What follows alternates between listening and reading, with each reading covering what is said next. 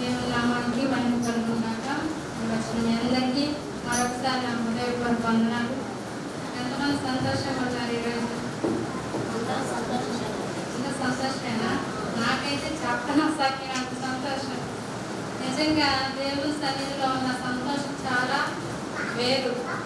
అది లోకం ఇచ్చే సంతోషం కాదు, కానీ మన దేవుడు మనకు అనుగ్రహించే గొప్ప సంతోషం ఇది.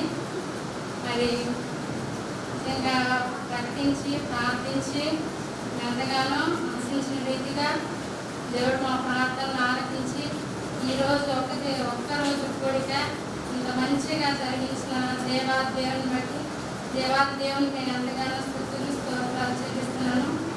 మరి ఒక దినము గడిపితే దేవుని సన్నిధిలో ఎన్ని దినాలు గడిపిన దానికంటే శ్రేష్టం 1000 దినములు గడిపిన దానికంటే శ్రేష్టమైన దేవుని వాక్యం చదివించింది కదా. కాబట్టి ఈ రోజంతా దేవుని సన్నిధిలో గడిపి అటువంటి ఆశీర్వాదాన్ని మనం అందరము పొందుకున్నాము. మరి ఇటువంటి బాధ్యత లేకుండా చాలా మంది ఇంటి దగ్గర ఉన్నారు, మరి కొందరైతే లోకంలో జీవిస్తూ ఉన్నారు. కానీ మన దేవుడు మనకి భాగ్యాన్ని అనుగ్రహించి ఈ గొప్ప సంతోషాన్ని మనల్ని వారసులు చేసినందుకు కూడా ప్రభువుని ఎంతగానో స్తుతిస్తున్నాను. మరి మా ఆహ్వానాన్ని మన్నించి మీరందరూ ఇక్కడికి వచ్చి ఈ కూడికను ఇంత జయకరంగా జరిగించినందుకు మరొకసారి మీకు ప్రత్యేక వందనాలు తెలియజేస్తున్నాను.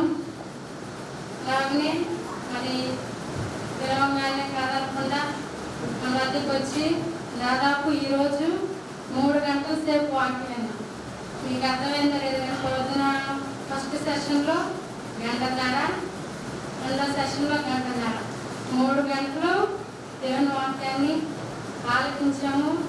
మరి ఎంతో చిన్నపిల్లలకి చెప్పినట్టు ఓర్పుగా నేర్పుగా ఉదాహరణలతో సహా చాలా చక్కగా వివరించారు కదా.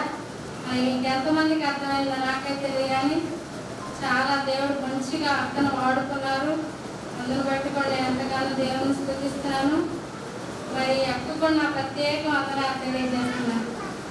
చాలా బాగా దేవుని వాక్యాన్ని అందించి మనల్ని మన ఆత్మీయ జీవితానికి సరిపడ మాటలను అందించారు. ఇంత మాత్రమే కాదు, వాక్యం ద్వారా మనకి హెచ్చరికలు వచ్చినాయి, గద్దింపు మాటలు వచ్చినాయి, మన ప్రార్థనా జీవితం కూడా వచ్చింది. మీరు గమనించారా లేదో? మనం మన బిడ్డల్ని ఎలా పెంచాలి అని చెప్పారు. మనం ఏ విధంగా జీవించాలి అని కూడా మనకి తెలియపరిచారు.